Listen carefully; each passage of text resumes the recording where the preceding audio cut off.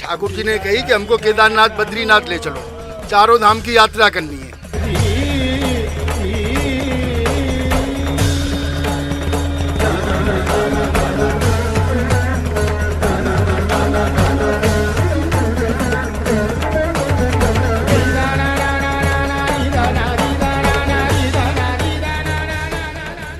केदारनाथ, बद्रीनाथ, गंगोत्री, जमुनोत्री सब आएंगे ठाकुर जी।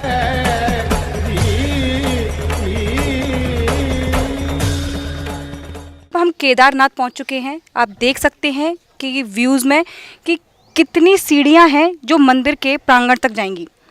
अब हम आपको मंदिर के दर्शन कराएंगे केदारनाथ के।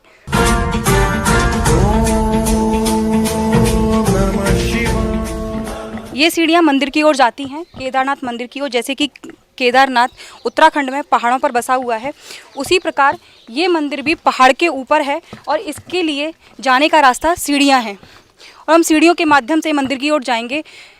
ये बहुत सारी सीढ़ियां हैं, सैकड़ों की संख्या में ये सीढ़ियां हैं जिन पर हम चढ़कर मंदिर के प्रांगण तक पहुंचेंगे।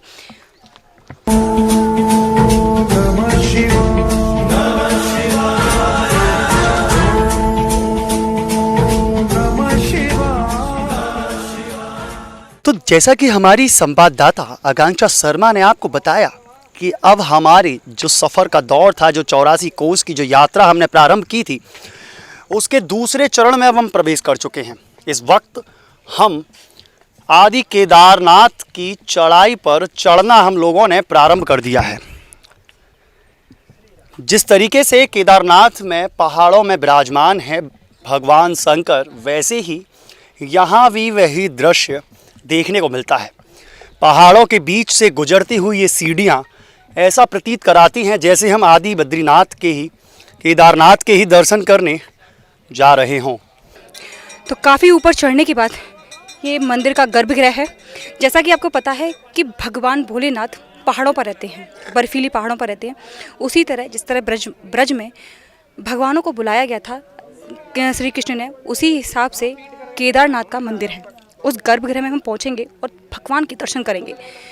तो हम मंदिर के गर्भगृह के पास आ चुके हैं। सावन का तीसरा सोमवार है और भगवान जी की पूजा करने के लिए लोग यहाँ पर आए हैं और जल चढ़ाने के लिए, मन्नत मांगने के लिए। इस सावन के महीने में महत्तम है कि भगवान के ऊपर जलाभिषेक किया जाता है और उनसे मन्नत मांगी जाती है। लोग सावन के व्रत रहते हैं। आज वही सावन का तीसरा सोमवार है। आप देख सकते हैं ये मंदिर का गर्भगृह किस तरह से श्रद्धालु घुटनों के बल भगवान के दर्शन करने के लिए जा रहे हैं और जलाभिषेक करेंगे। तो देख सकते हैं मंदिर में आने का जो गर्भगृह है जिसमें हम जा रहे हैं वो कितना सकरीला है। मतलब पत्थरों के नीचे हैं हम और उस पत्थरों के नीचे ये शिवलिंग स्थापित है। अभी हम आपको शिवलिंग के दर्शन कराएंगे।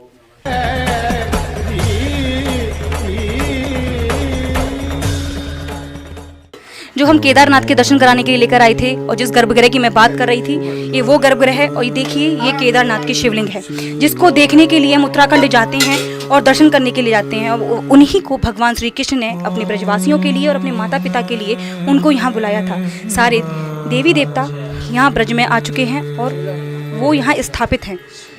तो अब हम यहाँ के मंदिर के सेवायत से बात करेंगे और इस मंदिर के बारे में जानेंगे। जी महाराज जी, पहले तो आपका नाम? हमारा नाम है अशोक दास। अशोक दास जी, महाराज जी बताइए इस मंदिर के बारे में। मैं तो ये जानता हूँ, कोई पढ़ा लिखा है नहीं, अनपढ़ हूँ मैं। मुझे इतना पता है ये परदेसी बैठे हुए हैं सभी लोग और ये सभी लोग आशा लेके आते हैं भगवान की, भगवान हमें आगे बढ़ाइए और ज्ञान बुद्धि दीजिए, तो दोबारा आते हैं। जो मूर्ति इसके एक बार दर्शन कर लेती है केदारनाथ के, तो वो दोबारा प्रकट हो जाते हैं। मैं इससे ज़्यादा पढ़ा लिखा नहीं हूँ, मैं जानता ही नहीं कुछ। इसका कोई रहस्य, उसका कोई महत्व? ये महत्व, हाँ, इनका महत्व ये है कि ठाकुर जी ने कही कि हमको केदारनाथ बद्रीनाथ ले चलो, चारों धाम की यात्रा करनी है। महाराज बाबा बोल, कृष्ण भगवान बोले, बाबा क्या करोगे, सब यहाँ ही है, गोवर्धनते बड़ो कहा यहाँ सबरे धाम यहाँ ना सब जहाँ में हमको यात्रा करनी है। मान गई ठीक है। तो वो क्या देख रहे रात में कि एक घोड़ा पे एक आदमी आ रहा है, काला एकदम ब्लैक। जमुना जी में स्नान किए, घोड़ा भी वाइट हो गया न आदमी भी वाइट हो गया। बिन्ने के आप कौन हो? माने कि हम चारों धाम हैं जो हमें पाप छोड़ जाते हैं स्नान करके, हम यहाँ जमुना जी में आते हैं और हम अपनी शुद्धिकरण करके फिर वापस चले जाते हैं। तो नंद बाबा ने उनको देखा तो बाबा कृष्ण भगवान बोले चलो 4 धाम चल रहे हैं, माने कि आग दे 4 धाम में, जो खुद सर यहाँ आ रहा है हम ऐसे धाम में क्या करेंगे जाके। तो भगवान ने 4 धाम यहाँ बसाए, केदारनाथ, बद्रीनाथ, गंगोत्री, जमुनोत्री सब यहाँ ही है ठाकुर जी के। इसमें उसका ये महत्व है, 4 धाम ब्रज में विराजमान है, कहीं आके आदमी को जाने की जरूरत नहीं है। उनमें से ये केदारनाथ ये है। केदारनाथ जी है। तो देखा महत्व है भैया। इसके ऊपर ही सिंहासन हो रहे बाबा का रतन सिंहासन। जब आप बाहर निकलेंगे देखेंगे तो आप देखेंगे बाबा का रतन सिंहासन। तो उसका क्या महत्व है? बाबा शिव पार्वती के सहित बाबा बैठते हैं वहाँ पे, विहार करते हैं। अच्छा, इससे ऊपर है वो। तो देखा कि यहाँ बताया कि जो हम लोग बाहर जाते हैं अपने पापों को तारने के लिए, वो यहाँ अपने जो हम तार के आते हैं उनको यहाँ ख़त्म करने के लिए वो आते हैं। और उसी को लेकर यहाँ पर बाबा नंद बाबा और यशोदा मैया उन्होंने जाने का फैसला जो था वो मना कर दिया कि वो नहीं जाएंगे। और उसी में से ये केदारनाथ शिवलिंग थी जिसके हमने दर्शन कराए। तो चलिए अब हम देखेंगे वो सिंहासन जिसके बारे में अभी हमको बताया है।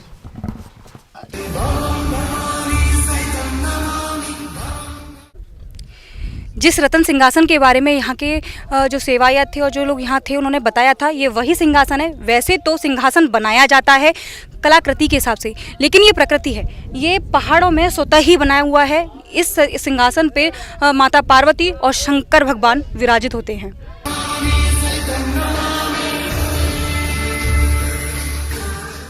आपको रतन सिंहासन दिखाया।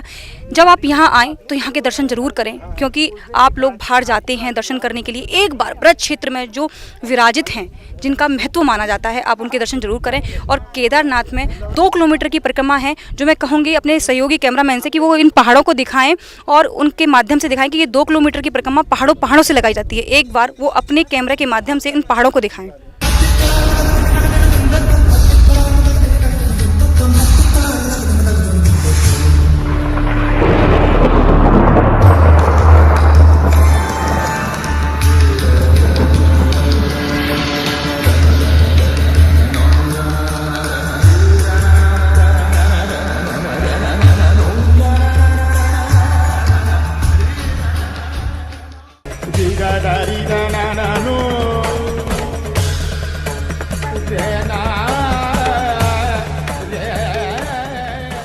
ठाकुर जी ने कही कि हमको केदारनाथ, बद्रीनाथ ले चलो, 4 धाम की यात्रा करनी है।